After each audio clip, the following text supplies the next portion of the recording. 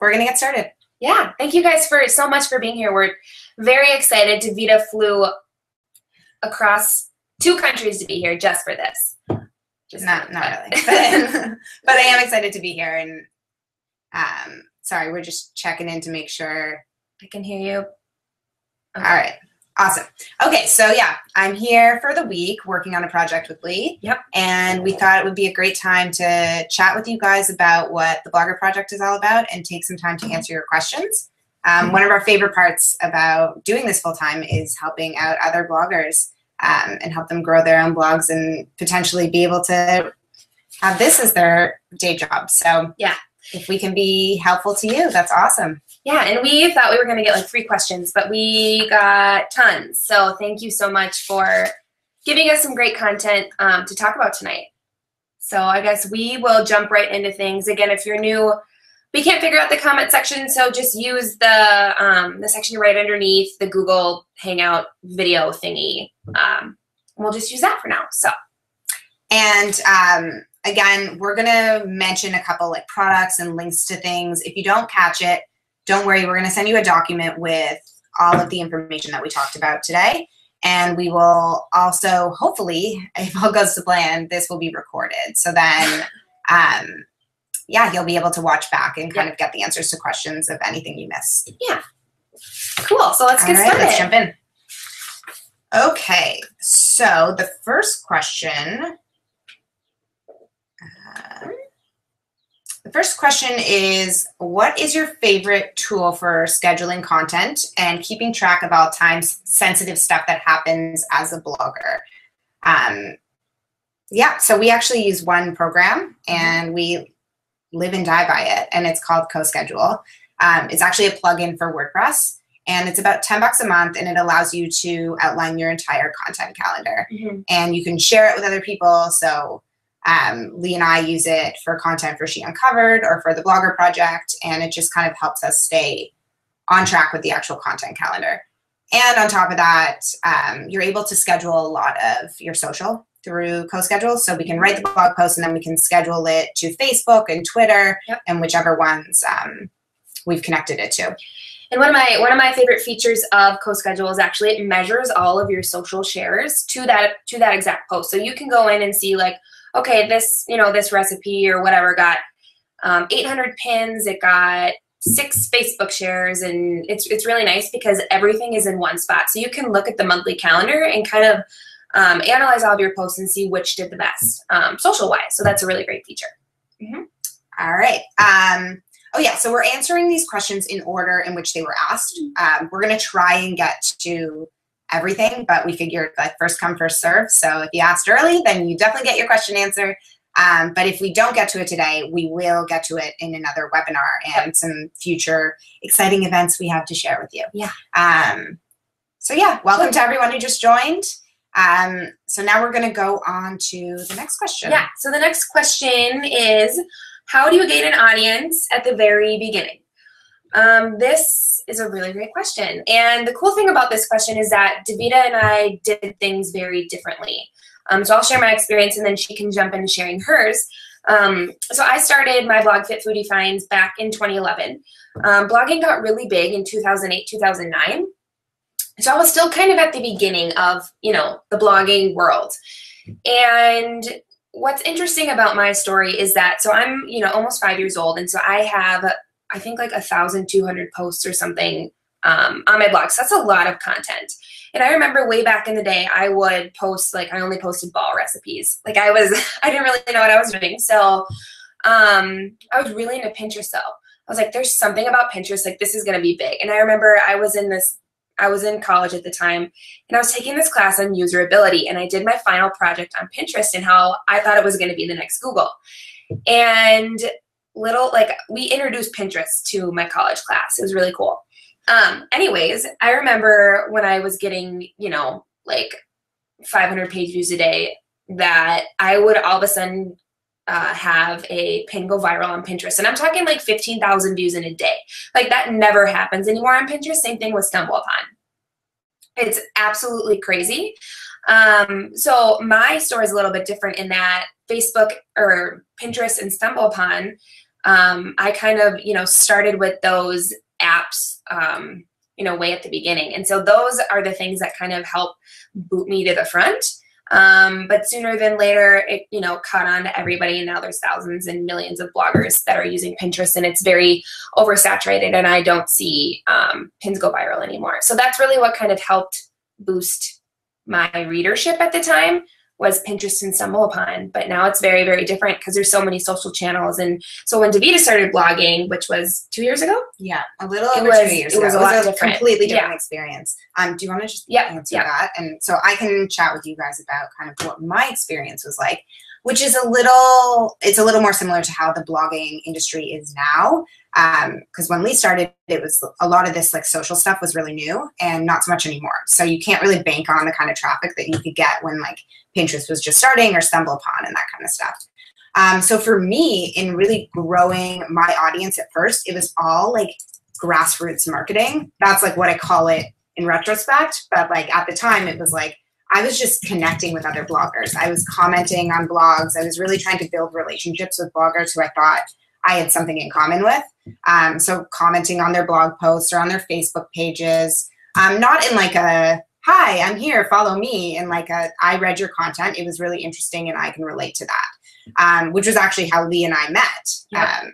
So yeah, it's about finding your network and building that network. And it kind of built from there. So I was sharing a lot of other people's content and just hoping that in return they'd be sharing mine. So yeah, just connecting with other bloggers. Like if you don't know where to begin, if you have 0 followers on any of your social channels, just start commenting on blogs, start commenting on their Facebook pages, and from there they might share your content, and it just kind of builds from there. Yeah. That's our number one piece of advice if you're looking to grow your following. Yeah, and just a side note, if you're new, we're having issues with the comment feature. So feel free to use the little section right below the video. And we just want to make sure that you guys can see and hear us. We saw somebody commented that they can't see or hear us, but then some of you can see and hear us. So let us know if you're having any issue. Yeah. We're going to keep moving on. We're going to keep moving on, but yeah, just comment if you're having some technical issues that one of us will try and deal with while the other one talks. All right, so on to the third question, which is, did we fund or finance our blog with side jobs, and is that necessary? So again, Lee and I actually have a very similar experience in this. Neither of us really jumped into blogging full time. We both, started it as a hobby. We had no idea that this was going to become our job. It's kind of like, it's like landing your dream job. But so yeah, it was all financed out of our own pockets. Well, just as like a passion project, really. So yeah, I was working full time when I started the blog, as was Lee, and we just paid out of pocket. And as I started to like realize that I was really building a network, I started to invest more. If I had gone back in time, like what I know now, I probably would have invested a little bit more from the beginning. But again, I didn't know then what I know now. Anything to add? Sorry, I'm responding to comment. All right. No, pretty much same story as Davida. Yeah. So it is a little bit of money, but when you think about like how much, like if you do want this to become your business, like how much it actually costs to get a business off the ground, getting like a blog off the ground is super cheap. It really doesn't cost that much. Yeah. All right. The fourth question we have is, what is your advice to broadening one's audience outside of your circle and really getting it out there? Yeah, so there's a couple of really cool ways to sort of, Davida and I always joke that we met our boyfriends in real life, but we met our best friends on the internet, and it's so true because we did. And one way to kind of step outside your comfort zone and, connect with people you don't even know but maybe have like interests is finding different groups. And there's tons of different groups on Facebook, even Pinterest. But Facebook is a great way to sort of online date. Just from our experience, we were both in a food blogger group, we're in general blogging groups, we're in, the Fitfluential group, and all different kinds of groups that are niche to what we're interested in and what our blogs are all about. And so that's a great way to ask questions and to meet people, and then sort of take that conversation into maybe like a Facebook chat or take it a little more personal. The one thing that we've found is just be extremely open. I remember when Davida and I first met, we just started asking each other questions, and you know, when one person is really open about something, the other person is really open about something. So it's really just about finding like people and then just asking questions. Another great way to kind of broaden your audience is through Pinterest groups. And we know that algorithms change, and now Pinterest has a smart feed, but group boards are a great way to sort of reach an audience that's not necessarily yours, but that still has a similar interest. And Davida actually shared a really cool website with me. Do you remember what it's called? Oh, pingroupie.com. Pingroupie. It's amazing. And you can actually search for different group boards on there that are in line with whatever your niche is. So it's a pretty cool tool for. Yep. And actually, I get a lot of questions about how to join group boards. And honestly, it's just like a shameless email or message on Pinterest where you're just like, hey, like, this is what I do. This is the kind of content I'm producing. I will absolutely play by your rules, whatever the rules are for the group. And I'd love to be able to share my content with your network, and in return share your network, the content you're sharing to my network. And people are usually pretty receptive about letting you into their group board. Sometimes you do have to hunt them down, whether it's finding their website that they blog at and contacting them through their contact form, or finding them on Facebook, because Pinterest comments seem to get lost really easily. I don't know who uses the comment section. Do you guys? I don't know if you guys use the comment section, but so reaching out to them directly, or even through Twitter, seems to be the easiest way to get on a group board. So yeah. All right. The next question is, how many blog posts do you tend to write in advance and have ready to post? Well, this is interesting because it totally depends on the amount of content that you're producing. So when I first started blogging, I was posting 6 days a week, which is crazy. But I was also pretty determined to get a lot of content out there. At that rate, there was no way I was going to be able to work too far in advance. So sometimes it was like written the night before. Nowadays, I post 3 days a week, and usually I'm working about 2 weeks out. It doesn't necessarily mean the post is actually written 2 weeks out, but the content, whatever it is, usually a recipe, has been created at least 2 weeks in advance. Yeah, and I work in a similar manner. I try and stay with my content calendar. I try and have like projections at least 30 days out, just trying to work in different sponsored posts and, you know, posts that I really want to do, or maybe it's Cinco de Mayo or, you know, the 4th of July. So kind of keeping my content fresh and ahead of the curve. But I really try and stay at least, I like to have at least like 6 blog posts in the queue. And that might sound crazy, but with my travel schedule, it's just really nice to be able to have things scheduled out and ready to go, just in case like I randomly go to China or something. Not that I'm going to China, but you never know. You never know when an opportunity is going to come up. But no, I just feel a little more safe and less stressed when I'm. Yeah. That being said, life happens, and like I was supposed to have a post go up today, and I'm traveling here, and we have a lot going on, so it just didn't happen, and it will go up tomorrow, and life goes on. Yeah. So. Yeah, we try to stay organized and on top of stuff, but again, like, don't feel like you have to have like everything scheduled like a month in advance. Yeah. Next question is, how far in advance are you creating recipes? And that kind of goes along with the last question. It's pretty much the same exact as the last question, but so I guess we can talk content-wise. When it's a holiday, or when you're prepping for a certain time of the year, you kind of want to be 2 to 3 weeks ahead of the game. So for Cinco de Mayo, I probably would have started posting April 23rd about Cinco de Mayo recipes, because people are prepping for that and searching for that on Pinterest. So really being on top of your content calendar is really, really important. You probably say the same thing, right? I see a lot of people posting like Cinco de Mayo recipes on Cinco de Mayo. I mean, that's totally relevant and it's great. But just thinking more strategically, what happens, you know, when BuzzFeed's doing their roundups or people looking to share stuff, you want to have that fresh content that's already kind of circulating. So in terms of like the actual like recipes being cooked, maybe not that far in advance, but our content calendars are usually, I mean, mine is working like probably 2 months out, I would say, just so that I can guarantee that I'm getting in, you know, the holiday relevant posts, but also like sponsored content. All right. If you guys have any questions about what we're saying, just comment. I know we're having some issues with getting the video to play. Yeah, if you can't get the video, well, she wouldn't be able to hear us. Yeah. We're sorry. And I'm sorry. hopefully this records and you can watch it on YouTube. Yeah. All right, so on to the next question. So what constitutes the fair use of pictures on the internet? And this is a question that comes up a lot. And I think it's in reference to like using somebody else's picture on your website. And our general rule is like, give credit where credit is due. So if you're using a picture from another website, make sure you credit the source for it.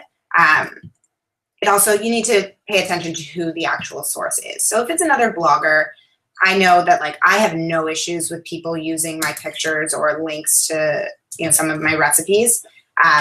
It's great publicity for me. So I have no issues as long as, you know, I'm being given credit for the work. Most bloggers are like that as well. As long as you're not reposting the content, like reposting the recipe, people don't really mind if you share the link and an actual photo sourcing where you got it from. But if you're taking it from, you know, a bigger website that may, you know, be particularly possessive about their content, then that's where you run into some issues, and you're better off just asking, like send them an email and be like, hey, I just want to use this in a post. Sometimes things like infographics, people get weird about because they don't want the traffic, because infographics really contain all of the information that you're trying to share. People don't necessarily want you to be resharing those.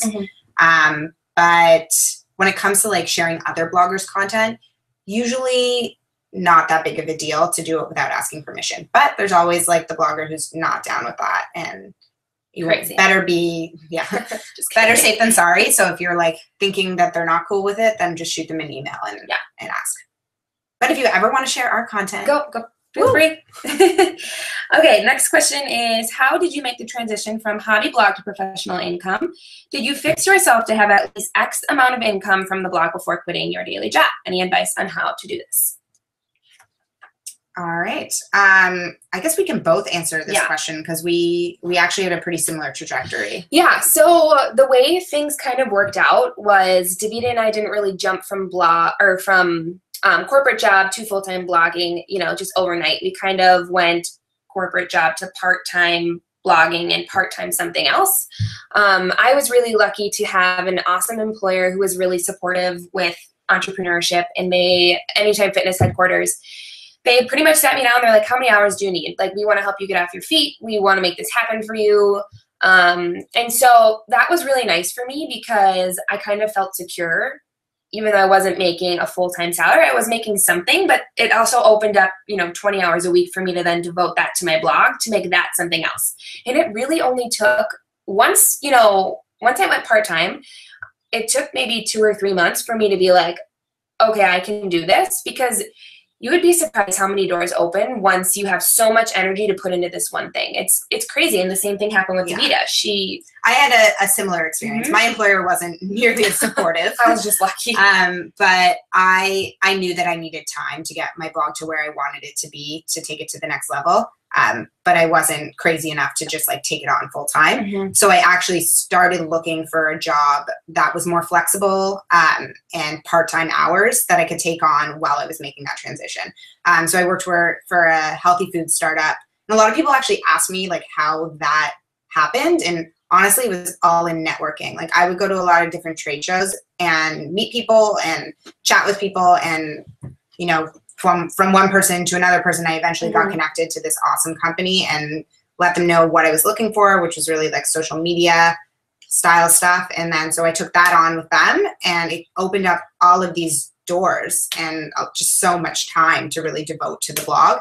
And so within 6 months of taking on that part-time role, I ended up leaving that role and taking on the blog full-time. Yeah, and it's really, for me, which the thing that kind of helped me be okay with not really knowing how much I was going to make that year was creating some sort of strategy. So projecting, okay, how many sponsored posts and at what rate do I need, you know, do I need these rates to be? Or maybe like I'm going to start to need to do some freelance writing. And so I really just took the time to find those opportunities. And there's a really great website called ProBlogger. We can send you guys the link.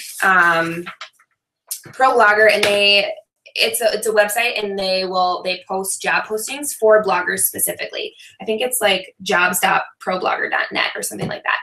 I don't know if that was around when I started looking for jobs, but I recently found out about it from another blogger, and it's great. I mean, it's everything you need in one spot.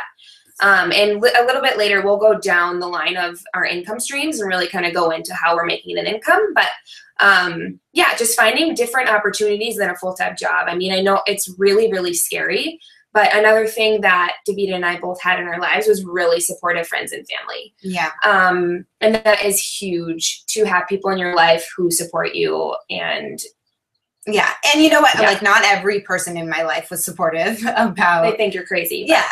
But I was pretty Yeah. determined. And I think if you prove that, like, this is really what you want to do and you make something happen from it, then they come around. Yeah. But that being said, when I was evaluating whether I could take this leap, I looked around at my circumstances and realized that, like, that was a real possibility. While it was still a risk, like, at the end of the day, I didn't have any student debt. I'm fairly young, without a family. So I was in a position where I could, take that. I could take the pay cut or take the risk to make it happen. So, I wouldn't tell everyone, like, jump into blogging full time. Right. If you're going to make it happen. Like, right. And we all have different comfort zones when it comes to money. And I'm pretty open about what I make and all that jazz. In my corporate job, I was making $40,000. And I knew I could do better than that, but I love the company. And so my goal, my first year doing blogging full time was to either match that or exceed that. And I exceeded that. But when you're running a blog as a business, there comes lots of expenses. And so we'll get into that later too. But I think everybody just has different, depending on where you live. If you live in New York City, your rent's going to be 3 times more than if you live in Kansas. So yeah, you just kind of have to evaluate your circumstances and the level at which you feel comfortable. And then if you feel like it might be a possibility, then just take the leap. Do it. Do it. All right. So the next question is, how much of your income do you make from ads versus sponsored posts? And do you have any product affiliations, or does most of your income come from self-produced items like ebooks? Yeah, we actually went into our income spreadsheets from last month and did the breakdown. So, do you remember yours? Yeah. No, okay. I remember mine. So mine was 59% sponsored content, 35% from ad revenue, 3% from freelance writing, and 3% from affiliate links. So mine was 80% sponsored content, 15% ads, and about 3%. That doesn't add up. Sorry, I meant 5% affiliates. Yeah, and mine's a little skewed because I have ad revenue income. I recently switched from the Blogger Network to AdThrive. They're ad networks that manage your ads. We'll go into that too later in some questions that we have. But I switched over from the other. So I actually was getting double, kind of, because they have different payouts, like 35 days or 30 days, 45, 90, whatever. So I kind of got double income this past month. So, in terms of ads. That's when her ads were, her ad earnings were a little bit higher. I would say my sponsored content is usually more around the 70, 75%. Yeah, and mine hovers around that too. Yeah. And then the second part of that question was, do we have product affiliations, which I think is referencing sponsored content and also affiliate links, or do we sell our ambassadorship?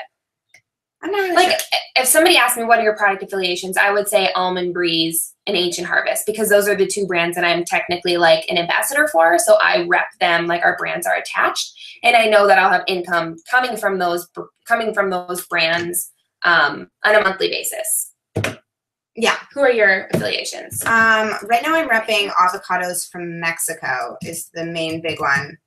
And that's the only ambassadorship I have right now. I'm still doing sponsored content, but not repping any other brands besides Avocados from Mexico. But in terms of the question, we focus mainly on, affiliations with products rather than selling our own products. We both have sold ebooks in the past, and did not do as well as planned. Yeah, if we're being totally honest. Did not do as well as planned. No. So if you're thinking about doing an ebook, just, do a lot of market research. The interesting thing is the type of ebook you're going to produce. I was recently at a blogger meetup, and the thing that we were talking about is recipe ebooks. And I'm not sure if you guys are all food bloggers or what kind of blogs you guys run, but recipe ebooks, they've been done and done and done and done. And there's so much free content online. Like, you can go to Pinterest and get millions of recipes that I just don't think it's worth it to people to purchase a recipe ebook. But then you see something like a photography ebook or a photography course, and that's something that somebody can take a lot of value from because it's all packaged in one place. So let's say you're a newbie at, using your DSLR camera. While everything in one place is going to teach you exactly how to use that camera, I think that's a really great value, whereas you can get free recipes online. So I think it all depends on the kind of content you're going to share in your ebook. Exactly. And we didn't know that at the beginning. Yeah, and that was a lesson. Yeah, exactly. That was a lesson that we learned. We're not going to rule out any kind of product sales in the future, but for right now, that's not really on our horizons. Yep. Anybody that's new, we can't figure out how to enable the comments. So if you have questions or anything, just use the little section underneath the video that you're watching. Awesome. All right. Next question is, how much time a week did you spend on your blog before moving into full-time income status? So we talked about this a little bit, but honestly, I think sometimes bloggers give the misconception that, this comes easy and that it just, the beautiful content just appears out of nowhere. And it's not like that at all. You're working your ass off. Yeah. We hustle. You are. And especially when I was working full time, because I was limited in my time. So I was maximizing all of my free time focused on the blog. Did it mean that I sacrificed other areas of my life? Yes. I wouldn't say I was the most social person when I was trying to get the blog off the ground. That being said, I was pretty determined in making it happen. And so I was just working on it all the time. It meant for me, as a recipe-based site, I was cooking in the evenings and shooting in the morning before I went to work. And I was working all weekend long on learning more about photography and optimizing, whatever it was that I was optimizing that weekend. So it's a lot of work. And one piece of advice that Davida and I give newbie bloggers is there's kind of two parts. It's creating really, really, really good content at the beginning, right off the bat, and also creating a lot of content because you're starting off with no footprint and you're trying to get Google, as bad as that sounds, you're trying to get noticed by search engines on Facebook, on Pinterest. So not only do you need to be producing probably more content than an avid blogger, but it needs to be really flipping good because that's what's going to get shared. So at the beginning, we were working crazy. Yeah. Just purely trying to improve our own skill level. And the more you do it, the better you get. Exactly. So practice doesn't make perfect, but it gets you pretty damn close. So, so just, taking a lot of photos and, learning all of Adobe programs and all of that. It's very time consuming and a lot of it isn't so obvious in the content. It isn't so obvious from the reader's perspective. But yeah, it's a lot of work. Yeah. All right. Next question. What is the business status of your blog and what is the best way to set up an LLC? So we have Canada, Team Canada. We have Team USA. I'll talk about America. Talk about it's a little bit different in Canada. So Fit Foodie Finds is Fit Foodie LLC. And I file as an S Corp. And what that means is my business, so Fit Foodie LLC, pays Lee Hirsch as an employee. And the reason I do that is actually tax purposes, and it helps me save a lot of money in the long run. So in the States, we have state, federal, and something called self-employment tax if you're running your own business. And that self-employment tax is going to tax on an additional 15% if you file your business under your Social Security number. And so that's why I decided to get an LLC and also to file as an S Corp. And by filing as an S Corp, like I said, you're kind of creating this business entity who's paying, I actually pay myself a wage. So every single month I pay myself, I pocket $2,500, whether I make, 10 grand that month, whether I make $5,000 that month. I pay myself a certain wage because the IRS wants to see a paper trail that I'm getting paid a fair salary. So I chose $2,500. If there's stuff left over, great, then I make money that year, you know. But so by filing as an S Corp, that gets rid of the 15% self-employment tax.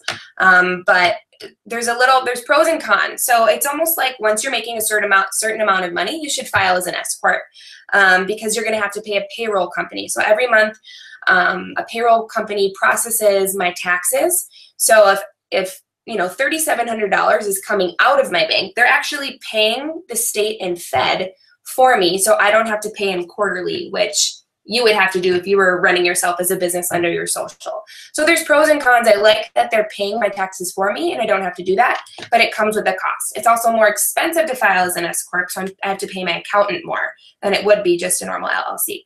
And I can give you guys links for all of that. It's all by your state. So I did this through the Minnesota state, basically. So if you just search like Wisconsin LLC or whatever, it'll give you a whole list of how to do it. And I think I created my LLC in like literally 2 hours. Like I filed, it was like $150. It differs depending on the state you're in. But yeah, you do it all online and they send you like a little certificate. And so filing for your LLC is actually different than filing for your tax ID number. And so you do those separately. So once you get your LLC filed and you want to become an S Corp and get your tax ID number, then you file that too. And you can find all this on Google, but I will make a note to send that in the email about how to file. And as you can see, I've learned a lot because I knew nothing about business when I started, nothing, like nothing. And so I just Googled it all and I networked and I figured it out. And now I'm like a pro. I'm like, I can use Excel now. I didn't know how to use Excel before, but now I can use Excel. So anyways, all right. That was long-winded, and I'm sweating, you guys. I'm turning my fan on. So it looks like it's working on Safari. If you just want to let her know, but I can't tag her. If anybody can tag Vanessa Mota in the comment section, it's not letting us tag her for some reason. Can you let her know that it's working on Safari? Yeah, seems to be a Chrome issue. You guys would be amazing. Okay. So I can give you my perspective from the Canadian point of view, which I don't know how many Canadians there are here. I don't know how many Canadians there are, but it's very different. So you wouldn't register as an LLC. When I first started, I registered as a business in my province, which is super easy, and I think it's like $75 or something. And you just get a business number. It just kind of makes you look more legit. So when you invoice people, you can use your business number. It's actually not that big of a deal, but it's just, you know, you are technically a business. And if you, you know, when you open your business bank account, you would use your business number. So I'm a registered business in the province of Ontario. Then you kind of, depending on how much you're earning, you then would apply for an HST number, which you would then charge brands HST. And tax, right? Yes, that's like a federal and provincial tax combined. Well, it kind of depends on the province, but in my case, you know, I would charge HST based on my province. All right, we got a note that Chrome is working great. So we don't know what's going on. But yeah, so I charge HST and then I have to file 4 times a year. It's a pain in the butt, but welcome to Canada. Yeah, and free healthcare. Canada plus the States working together is a whole different ballgame, especially since she is dual citizen. So that's a whole other conversation that... Yeah, I would recommend if you meet your future business partner online, like try and be in the same country. Yeah, that'd be helpful. So anyway, okay. So I hope we were helpful with that. Yeah. And again, if you have any like specific questions, you know, for LLCs in the US or for how it works in Canada, you can just send us an email and, you know, refer it to either me or Davida, and we can respond with our answers. All right, on to the next question. So how did you take your pins display on Pinterest with your favicon in the blog post title above the caption that others can alter? So this person is referring to Rich Pins, and it's something that you have to install yourself. You have to like upload like a PHP file or put something in your header in your blog. Davida and I both follow tutorials on how to do this. We'll shoot you guys an email with how to do this. But what's really great about Rich Pins is, number one, it's branded. And so you can see, like, where did this pin come from? You can recognize the little favicon, which is that little image thing. It's kind of like your logo. And then the second thing, it's SEO friendly. So Google likes rich pins better than non-rich pins. So we'll shoot you guys information on how to get rich pins on your site, because you should all have rich pins.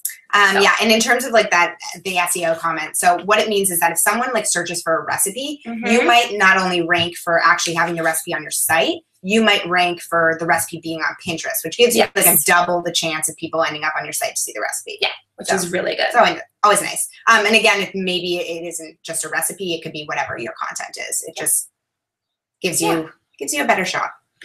All right, so oh yeah, and I think we were planning to do our tutorial on how to install rich pins. So pay attention for that. It'll be coming soon. Okay, so next question is, how do you respond to company affiliation and product review request emails? Do you politely decline those you're not interested in? And how do you inquire about compensation? So this is a popular question, and for good reason. So as I'm sure you guys experience, you probably get a lot of emails from people. We know that we get a lot of emails. There's sort of, you're gonna get the like super spammy ones that are like, hey, like post this recipe. Yeah, or like, this company is having a huge event. You should share it with all your followers. And it's like, why? Right. Like, why would I do that? So those ones, it's kind of just delete. Like, I don't respond to them. Lee doesn't respond to them. They're just not, it's not worthwhile spending time drafting a whole email to people who are just trying to use you for the exposure you can give them. Then there are opportunities that really have potential, like working with a brand who you use or is in line with sort of the content that you're producing. In which case, we both have draft emails that we have templates for them, and a really great thing I use is actually on Google, on Gmail. It's something called, what's it called? It's like a little message. I'm going to send it to you guys, but it's pretty much a draft email, and you can get it right in Google. It's a place where you can kind of save draft emails. Yeah. And then you just select which draft you want to use. Yeah. So we have a couple different drafts. There's ones where like it's like a definite, like the brand is interested in working with you. Please follow, and they want your media kit or they want more information from you. So that's an easy like, hey, like canned responses. It's called a canned response. Canned response. So I'll send you guys information. Or you could like old school it like I do and just I use a Word doc and I have a folder that has my draft emails and it's like definite, maybe, absolutely not. Yep. So for the ones that are like super spammy, we don't bother. For the ones that like might have potential, it's usually something along the lines of like, thanks for reaching out. I'd love to learn more about the opportunity. If you could follow up with more details. And then the keyword here to figure out like, are they paying or not is what is your budget for the campaign? Like write that down. What is your budget for the campaign? Because it's a nice way of asking, will you pay me? Right. So more often than not, they're going to be like, we don't have a budget for the campaign. If that happens, like you have to weigh your options. So is it a brand that you think might have potential to work with in the future? Is it, are you being paid for your content? Like if you're being paid by other brands, then I wouldn't recommend working for free unless it's like your dream brand and you think it'll really turn into something. It's sort of a case-by-case basis, but if you're at the point where you don't have a huge readership and you're really trying to build your portfolio of work with brands, then, cool, send me the product. We can figure out a way to work together. But if you've sort of established yourself with a pretty solid network, and they say they don't have a budget, then sometimes you just have to say no. It's like, I think you have a great product. I'd love to work with you, but unfortunately, like this is my business. Yeah, and that's a really good question too, because there's lots of brands out there that I would love to work with, but oftentimes, I was just telling Davida about an experience that I had. So I'm an Almond Breeze brand ambassador, and they make almond milks, nut milks. And I've worked with Pacific Foods in the past, last year and the year before, and I love, the PR firm that represents them. And I was reached out to be a brand ambassador for Pacific Foods and scored this amazing deal. They were going to pay me, a really great price, plus they were going to buy full rights of the posts. And so I was, I had negotiated a price with them already. And it turns out that they considered Almond Breeze a competitor because Pacific Foods also has a line of nut milks. And, you know, I was really, really sad that I couldn't accept that, but I understood because I'm committed to Almond Breeze and I use their product and I would never want to, you know, put anybody in a bad situation. But yes, we do, you know, we do say no to big deals. And I was really proud of my negotiation on that and was, you know, really looking forward to working with them, but I had to say no because it just didn't work out. So yeah, so sometimes you have to say no to great opportunities, and sometimes you have to say no to opportunities that aren't so great. And then so I think that's we can move on. If you have any questions about that, comments. Ask us. Yeah. Okay, so the next question is, do we have any experience using marketing agencies to manage our ads? So what are the costs? What do they look like? Yeah. What are the pros and cons? So I think they're referring to ad networks. And so Davida and I both work with different ad networks, and we kind of have, that's kind of where we both started when we started monetizing our sites. You know, there's Glam Media, there's BlogHer, there's Google AdSense, there's AdThrive, you know, there's hundreds of different options. And the really nice thing about working with an ad network is they're sort of like a third party. A lot of people who aren't bloggers, they're like, so like I saw Under Armour on your site, like, you know them? And it's really funny because you have no contact with the brand at all because the ad network is actually filling the spots on your site. And it's really, really nice, even though they take, you know, they take a chunk of the money that you're generating, but it's nice because you kind of just put the code into your site and they fill the ads and it's passive income. So it's income that you're making while you're sleeping, essentially. So yes, we both do rely heavily on different ad networks to fill. Yeah, sometimes multiple. Yeah, and so I'm with AdThrive. I'm with the BlogHer Network. With the BlogHer Network. Yeah, and those are two that we highly recommend. They both have great teams, and they're a little bit different than. Yeah, well, that's a whole other ballgame. We'll get into like what happens behind the scenes with ad networks, but I guess the main question here would really be like direct ads, which is where you are working with the advertiser directly, and they are putting like you're taking the actual like picture from them and putting them into your sidebar. And it happens, but like I mean, it's not something that I do because it's a lot of work, and like I would rather just kind of put them out there and let somebody else deal with it. And there's just oftentimes you can't make as much like to fill all of the ad spots directly. You could make a lot, but like you'd have to have really great negotiation skills and kind of be on it all the time, and that's just not where I want to be spending all of my time. Yeah. Moving on. All right. Where do you recommend getting started on branding / logo design? I'm so passionate about branding. I'm going through a rebrand right now. I'm so excited to be fitfoodie.com come June. I'm dropping the fines. But I think one of the first pieces of advice that Davida and I both give new bloggers is invest in your brand. You may not know exactly what your brand is, but your website, your logo, that's the first thing somebody's going to see when they come to your site. And that can really make or break whether they stay or they leave. And I remember looking back on Fit Foodie Finds, and I had like these random pieces of like broccoli, and like I would make my own headers and I'd switch it all the time. That's not very good. Yeah, but I wish like I could have just told myself like just pay, this $500 that you're going to invest on your site, like somebody to make you a logo and bare bones of a beautiful site is going to get you so much further, because brands, that's the first thing they look at too. Like, is your brand cohesive? Is it, pretty? I mean, and so Davida and I, long story short, we worked with a plethora of designers that we will definitely shoot you guys emails to, but just to name a few, Julie from Deluxe Designs, Amanda from Lemon and Lapis, Melissa from Melissa Rose Design. I mean, there's tons of different designers that we recommend, and there's a link on our site with the designers, but we'll shoot you guys those emails, and $500 might freak you out and seem like a lot of money, but down the line, it's going to get you guys so much further. It really is. And that being said, like there are, you're going to run into designers who charge a lot of money. And if you're just getting off the ground, like don't feel like you have to spend all that money. Yeah. What they bring is like a really intricate level of design that you may not necessarily need if you're just starting. It's okay to like not pay several grand to get your site up Totally. and running. Like, once you're well established and it really is your like full-time business, like it is your front cover. It's people judge a book by its cover, and like that is your front cover.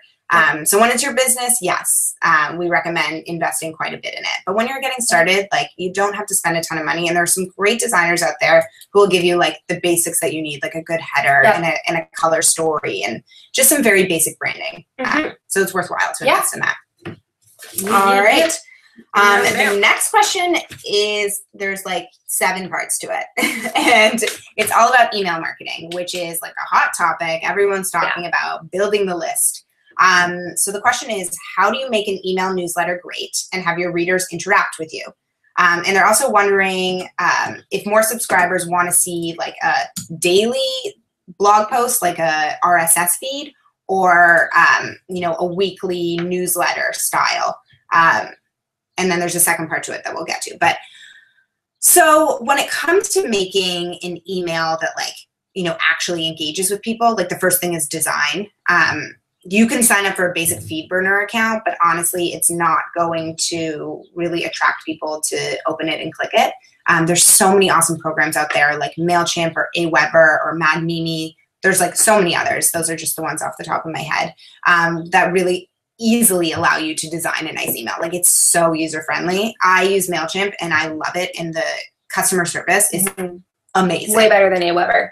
Who I will be switching to MailChimp. Yeah, but MailChimp is great. And the way I have it set up is an RSS to email, which means anytime I post a blog post, it automatically sends an email to the people who subscribe to me.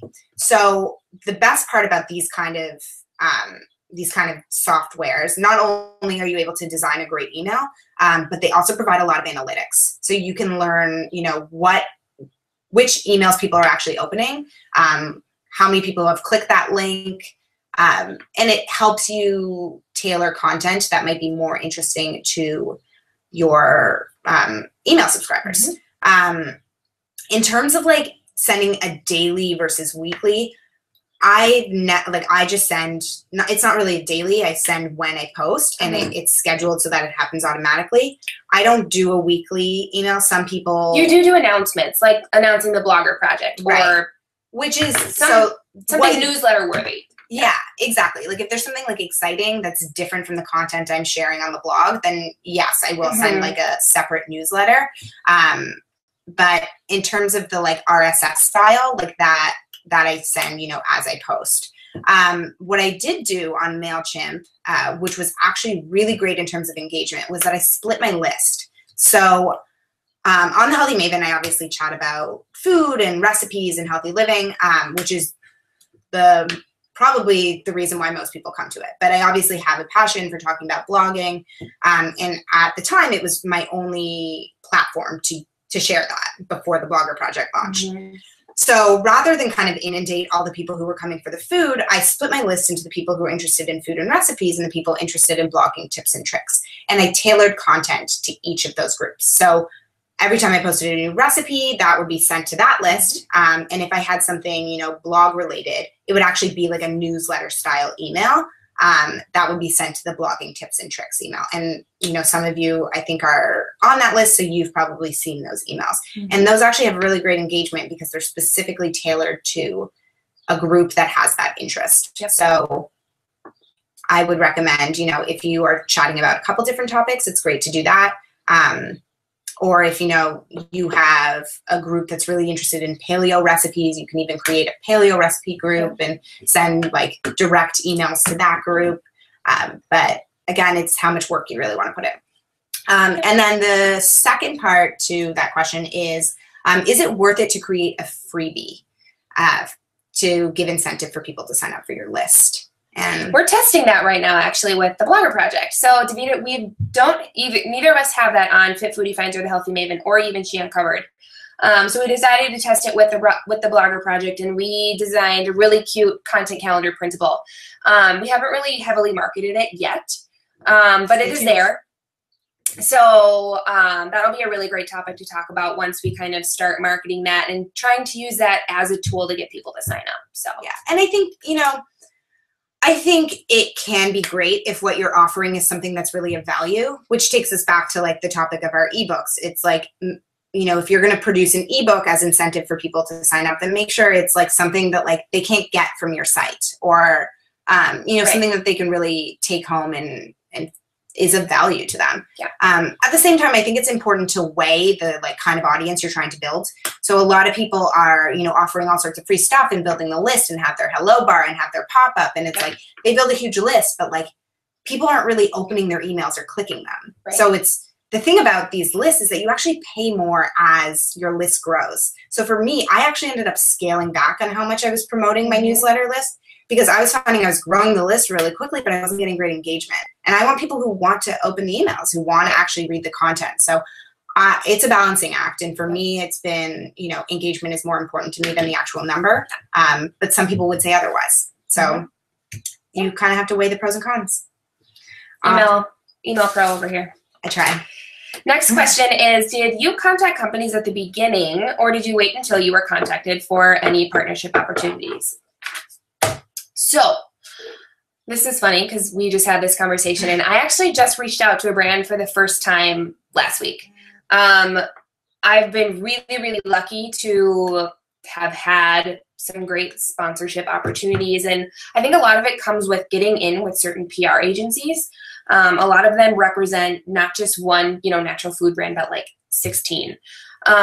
So just kind of, you know, keeping your contents, and PR people jump around, and if they really like you, they'll bring you into, you know, a new project that they're working on. But I got really lucky and haven't really had to, well, I've turned sponsored content, like if somebody came to me for a one-off post, I've turned that into an ambassadorship, because my sort of strategy is to do less one-offs and kind of create more in-depth relationships with less brands. At least that's my goal for 2015.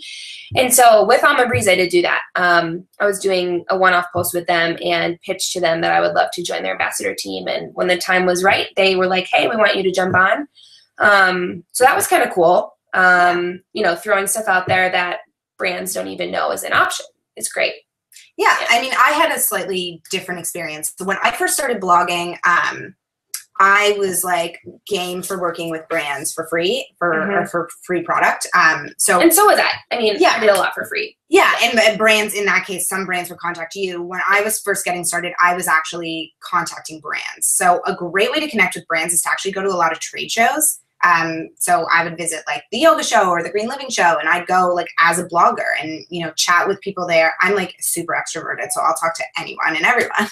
So I was just going up to people and being like, hey, like, especially the products that I really loved and that I used in my own life, just like started to build those relationships, would like hand off my email and be like, I would love to follow up with you, get people's emails. She's the best networker I've ever met. Like, she knows everyone. I get it from my mama. So I would just like chat with people, get the information that I needed to get, aka the marketing department, and be like, and email them and be like, hey, I run this blog. I'd love to, you know, share your product with my audience. So yeah, I started out kind of just doing that, and it's a lot easier to just ask for free product than to ask for compensation. Yep. I'm not at a point now where I'm really pitching to brands for compensation, not because I don't want to be, but like that's sort of a hurdle that I have to tackle. So I will keep you posted as I navigate that journey. But it's hard. It's really hard. And as we get better at it and start working with more brands in that capacity, we'll keep you posted. It's sort of one of those things maybe we'll draft up kind of a little pitch that we use. It's sort of the language you use. I'd love to partner with you, not like, hey, you want to pay me to sponsor this post or whatever. It's sort of how you approach the brand and finding that right person. Because a lot of times the brand actually doesn't do blogger outreach, the PR firm does. Right. So it's about finding the right person in your wording. And I think that would make a really good blog post. So I'm going to write that down. Yeah. All right, so on to the next question. This one's an easy one. It's, what is your favorite Instagram scheduling tool? It is Latergram. So we both use We'll send this to you guys. Yeah, we both use Latergram. It's not a fully automatic tool, so it doesn't like post without you like, you know, just scheduling a time in a post live. Like that doesn't happen. You can kind of you get a calendar and you can upload your content and then place the content at the times when you would like it to be posted. and then you'll get a notification on the app on your phone, and you'll actually just push it through to Instagram. So it's semi-automatic, but it's really great for, you know, one of the best ways to grow your Instagram account is to just be really active, and that means posting many times a day. And it isn't always feasible to like get the image, to write a little bio or description. And a thing that Davida and I have both started doing, you know, probably around the same time, is pulling older content that's still relevant. So maybe last year's guacamole recipe for Cinco de Mayo and pushing that through. Because it's your content, it's still great and relevant, but you might not have time or think of it, you know, that day. But if you can take one day a week and maybe schedule out 5. And another great thing about Latergram is I can manage 2 accounts. So I can schedule, you know, an unlimited amount of Instagrams on She Uncovered and Fit Foodie, and then I can, you know, post everything through right on my phone. So it's really convenient. I think so you actually get 25 free a month, which is great if you're just getting started. For the free version. And then it's around $20, I think, for unlimited. And then you get like 3 accounts on it or something like that. So yeah, we highly recommend. All right. The next question is, what would you prioritize when blogging on a major budget? So we all started on a budget. We still are on a budget. Oh yeah. It comes back to the branding. Yep. I think that's definitely. Yeah. So just spending a little bit of money on hiring a designer, self-hosting, would probably be the first step, mainly because that allows you to customize. So you can actually get some pretty good deals on hosting. Like Bluehost is really cheap. I know it might seem like a lot to spend like $140, but that's for like 3 years. It's crazy. And like you can get your domain thrown in there. It comes out to like $3 a month. You probably spend more on lattes in one go. So it's worthwhile to do that, and then hire a designer to like come in and just give you like give you a nice layout and color story and logo. That's where we would start. Let's see. So how do you self-promote on social media sites without being annoying? And that is a hilarious question because it's so true. We all need to get over that little hump of being embarrassed that we run blogs and live our lives online, because we do. And so do a lot of other people, whether or not they run blogs or successful Instagram accounts or YouTube channels. And I really think that you need to be your biggest cheerleader. And I've always thought to myself that confidence can be the most attractive trait in any human being. And it's really about, you know, loving yourself and loving the content you're creating, and just, you're going to find like people. So your Facebook's going to change from like your high school friends to like 1 million blogger friends. And your high school friends aren't going to see you in their feed. I mean, it's all relevant to like what you're searching for and what you're liking and all that stuff. So really it's, I don't know, just being authentic and funny. And I mean, if you're not funny, I'm sorry. I'm just kidding. You really just have to be shameless. I know it feels weird. A great way for me to kind of not feel uncomfortable in doing it is that I've managed to separate like Davida from the Healthy Maven. And like if I'm at a trade show or if I'm on Instagram or on Facebook and I'm posting as the Healthy Maven, like I am the Healthy Maven. It is my business. And like, we keep a lot of our business stuff off our personal pages. It makes it easier that way. And like I would never walk into a room and be like, I'm Davida, I'm here. But like if I'm going like as my business, like I make it known that I'm in the room because it's my business. And it just helps to kind of separate that. If you view it as like, you know, sometimes it's easier to even like take your social channels and like I would recommend making it your blog name, just because it's easier to post under that than like taking your personal name. It just gets, you know, you can feel like you're being like sleazy and self-promoting and Anyway. All right. So next question. I like this one. How do you keep yourself from being repetitive on your blog? How do you find new or innovative ways to create old recipes or even talk about a redundant topic? Yeah, Davida and I talked about this before the webinar, and we both agree that having a blog has made us step outside our comfort zones and like try and do cool things, because we're always like, oh, we could talk about this on the blog, or like, okay, like we need to do something cool so we have something to talk about. And it's so true. Like I feel like I've seen all of Minneapolis, or I've traveled, or I've eaten at, you know, restaurants that, you know, instead of going to Chipotle, like every time I want to try something new because I want to have new content to share.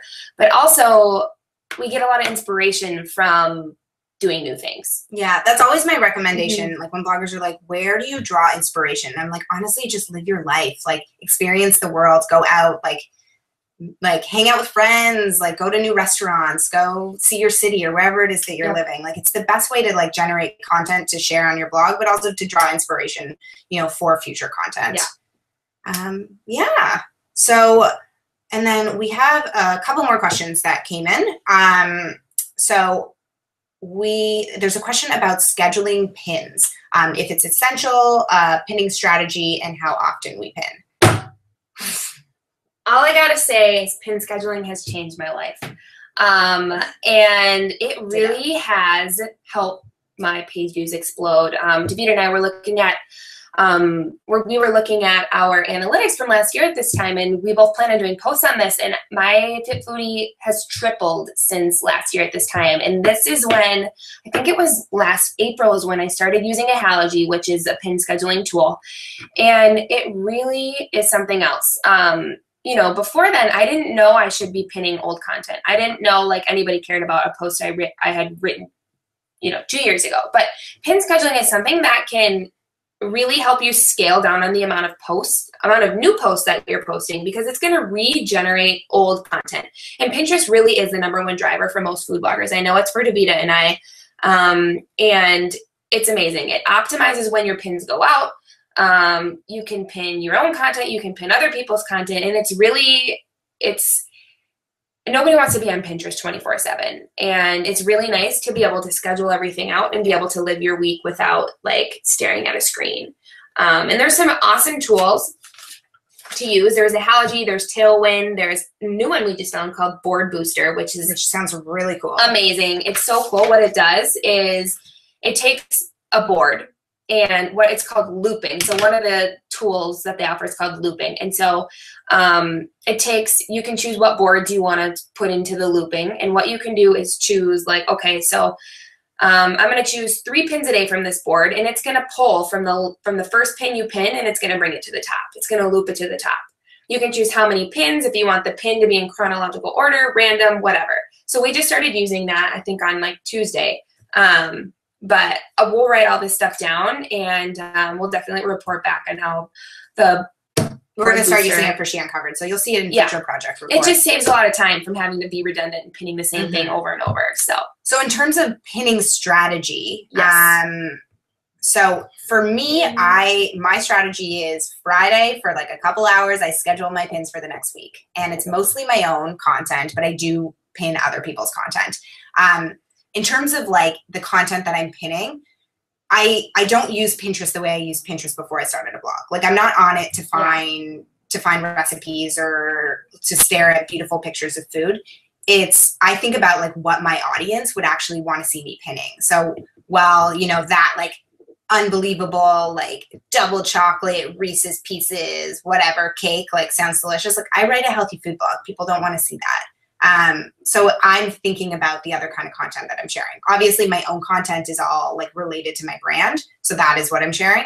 But yeah, think about it how somebody else might be looking at your Pinterest account and why they might want to follow you and see your content. Yeah. And also now with the new Pinterest algorithm, it's tough because you don't really know who's going to see what and when. Yeah, it's not about like who follows you anymore, which is a little bit frustrating. So whereas before it was real time. Yeah, but and this is, you know, it's something I've adopted in the last few months, is Pinterest is wants you to be using it as the search engine. So when you're putting in your alt tags for your pictures, which is what Pinterest pulls for your descriptions, think about it as a search engine and what somebody might be searching that will ultimately end up with the person landing on your content. So if I'm posting like a chia pudding, like I obviously will have the words chia pudding in there. And I'm assuming that someone who's eating chia pudding is also, you know, maybe dairy free, or vegan. Exactly. So I'm using those words in there in a natural way. You can like look at some of our pins and you'll see that it's very descriptive, and, you know, we'll use the word recipe in there or easy breakfast. Yep. So think about like what people might be searching for to end up on that. Yep. And also another pin question we have is, do mention other bloggers and brands in your pins, and I've never done that. I've never even thought to do that. It depends. Like, I've had sponsors who want me to include them. Honestly, Pinterest isn't really like the place to connect with brands. Yeah. Most brands like aren't real, like it's bloggers who are really using Pinterest to generate a lot of traffic. Like, brands aren't tapping into that, even though they should be, but they aren't. So I don't do that very much. But and then, do we pin mostly to group boards? Yes. A lot of group boards. Yeah. Group boards. Yeah, I would say 50-50 group boards, my boards. It depends for me. You know, I'll make sure that my recipes have been pinned to all my own boards, but I have a lot of boards. But also, like, the group boards that generate a lot of traffic, it's worthwhile to get those pins in there. Mm-hmm. And then and then we have one last question about our media kits, and if it includes a pricing guide. So actually, a pricing guide is something that we use a pricing guide in our own experience in working with brands. It's sort of like a two-part process for us. So the media kit would actually be separate from the pricing guide. So stay tuned because it's coming. But yeah, we usually use the media kit to gauge interest, kind of. Yeah, and to like, it's sort of like, this is what I can offer you, and then you know, if they're interested in like what you can offer in terms of services in your analytics, then they'll come back, show interest, at which point you like blow them away with your pricing guide. Yeah. And so stay tuned because we've got stuff in the works. But yeah, we wanted to thank you guys obviously for being on the webinar for this long, even though you couldn't comment and some people couldn't hear us. But we did have one cool thing we wanted to announce to you guys first before we told anybody else. And we, for a long time, we wanted the Blogger Project to be about community. So it's not about like Lee and Davida who are master bloggers, because we're not. We're learning every single day like you guys. And, you know, we thought about having a specific community site, or do we, you know, where do we host this community? Is it through comments, through forums, and whatnot? And we just decided Facebook is like by far the easiest place to have a community. And so we're opening up a TVP community on Facebook, and you guys are all invited. And this is a place to not only ask questions, but to share your knowledge, to answer questions. We'll have questions. And so we are putting the link right now below the video. So you should see it appear. Yep. Facebook.com/groups/TVP community. And you guys are all invited. So we're starting it just for you guys. Yep. You know, maybe one day we'll open it up to a bigger group, but right now we really want to start with the people who are really engaged and interested in kind of helping each other. That's the whole attitude behind the Blogger Project. It's not, you know, someone mooching off another person. It's like everyone gives and takes, and you know, we want to grow the community as a whole so we can all be smarter and more successful together. Yeah. So yeah, if you guys have any questions, now's your chance. We can follow up on anything we talked about, or we have a lot of stuff that we'll send you guys an email with the different tools we mentioned and stuff. So all right, we'll give you like 30 seconds to have a question. Nobody asked us like any super deep, juicy questions. I know. Like, now's your chance. All right. Okay. So no questions. Let's just give it. Anybody. This is what we can do. Oh, you get to be in our video. You guys get to be in our We're starting a YouTube channel, obviously, because, you know, we just need more work. So say hi. We're so awkward. All right. Well, thank you guys so much, and we will stay tuned for the next webinar because we've got lots more to come, and we can't wait to have more topics to talk about. So have an awesome night, and we'll be in touch soon about more of these.